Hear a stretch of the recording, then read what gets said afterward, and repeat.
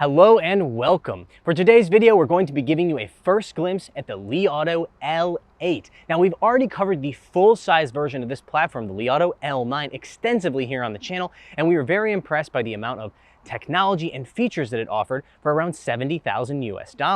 The L8 is the large mid-size version, and so we're going to find out today whether it offers a similar value proposition at a lower price, say around $45,000 to $55,000 US. Let's get started. With hands-on test drives and reviews of exciting Chinese market vehicles, Wheelsboy is the #1 source for China auto insights. Be sure to check us out on Instagram and Facebook.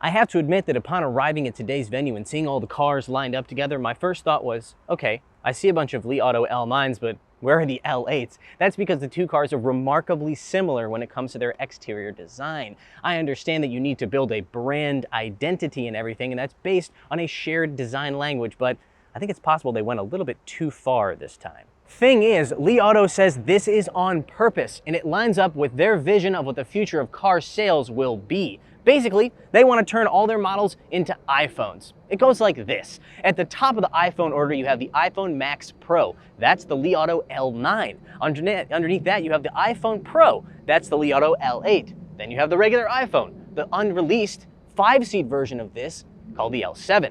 Then you have their most affordable model that we haven't seen yet, the L6. That is the iPhone SE.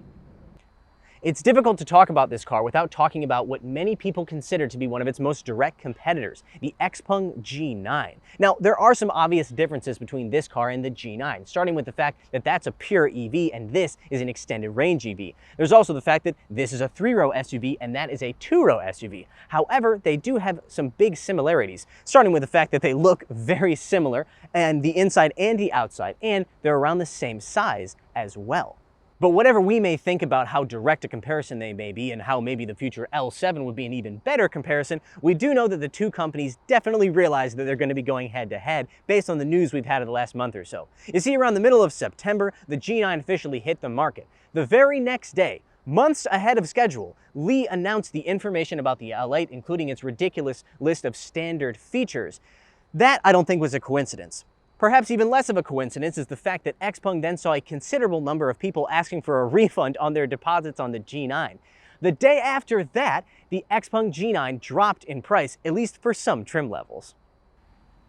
This car measures 5,080 millimeters in length, which is longer than the XPeng G9 and longer than the long wheelbase version of the BMW X5 that's only available here in the Chinese market. It is, however, a 3-row vehicle, so you can't expect to have huge space behind the third row. Still, at about 511 millimeters deep, it does have a decent amount of cargo room.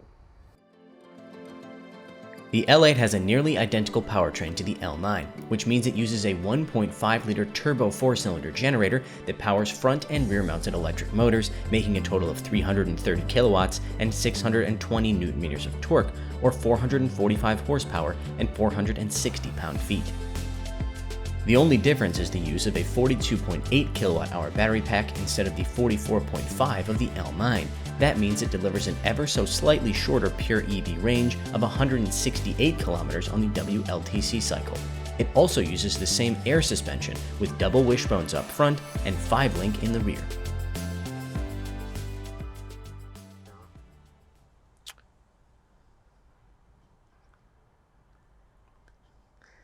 So the big news on this car is that it is the first car from Li Auto to have trim levels. Their other models, the L9 and their first car, the Li 1, didn't have trim levels. They only had one trim available, so everything was standard. The only added cost features were things like electrically operated running boards and exterior color options.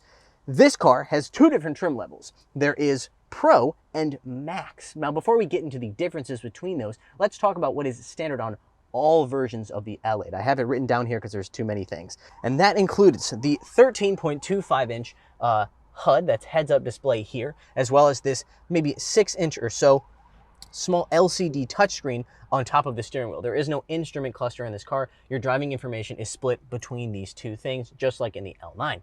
Also standard is this, the 15.7-inch LCD monitors. There was OLEDs in the L9. These ones are still the same UI. They feel just as quick, but they aren't as crisp in terms of the colors and as blacks in terms of the black colors. Finally, you have Dolby 7.3.4 surround sound system as standard. Now let's talk about what differentiates the two trim levels, Pro and Max, starting with Pro. So on the Pro version, you get a Horizon Robotics Journey 5 chipset. That controls your ADAS, your driver assistance systems, including the Highway NOA. It only has Highway NOA. Then it has a Qualcomm Snapdragon 8155 processor that powers its infotainment system.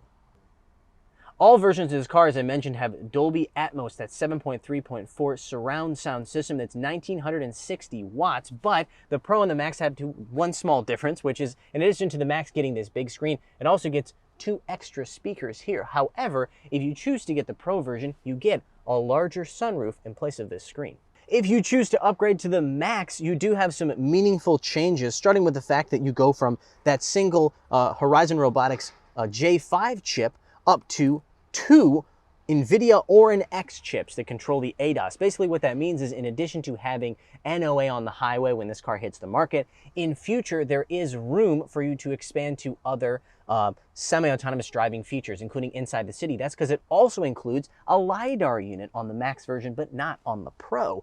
You also see some upgrades to your infotainment system, starting with the fact that you go from 1 to 2 Qualcomm Snapdragon 8155 processors. That's because you also go from 2 to 3 15.7-inch LCD screens. You get a third screen up here used for entertainment. Unlike it's not an OLED like in the L9, but it does have the same features, starting with gesture controls like so.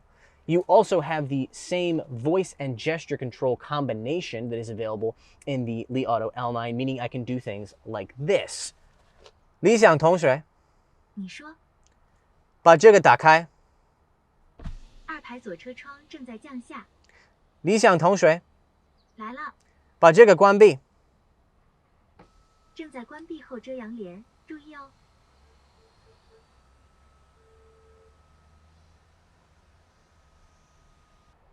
Space here in the second row is pretty decent, considering that this is a 3-row vehicle. Definitely not as good as the G9, but again, that's a 2-row. I look forward to seeing what they do with the L7. That's the 5-seater version of this car.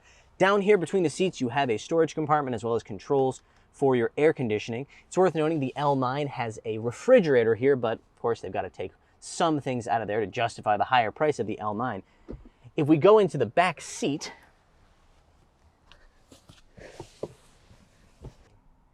so back here in the third row, you do have, well, enough space for me as an adult to sit. The floor is definitely a little bit too high for me to ride for a long time. And in terms of leg space, you saw how much the second row room I had, about that much. So there's plenty of room for you to adjust forward in this seat. But with the seat adjusted the way I had it, your knees are really just up against the seat here. In terms of features, the first and second row have heated, cooled, and massaging seats. It's important to note that the massaging is not the 10-point massaging of the L9, but rather simply here on the low back. Third row seats also get heated seats, and they have adjustability for rake. Here in China, the L8 Pro will be priced at the equivalent of about $50,000 at current exchange rates, while the L8 Max, with its upgraded chips, LiDAR, and extra screen, will come in at around $56,000. That price puts it in direct competition with the Xpeng G9 and the Neo ES6. While the Li Auto L8 is basically what I expected it to be, kind of a short wheelbase version of an L9, it's also other things. It is a really great replacement for the Li Auto L1 because it is an upgrade in almost every single way. It's also a really good value for the price range that they're offering it at. Now, as for the idea of turning cars into iPhones, I don't know if I really like that idea. I don't know if I want all the cars on the road to basically look exactly the same and the only difference be what kind of chips or whether or not it has a fridge inside of it. But hey, That's a problem for the future. Thank you very much for watching today's video. Be sure to check us out on Instagram, Facebook, and our website. All those links are in the description below. And as always, like, subscribe, and hit the bell.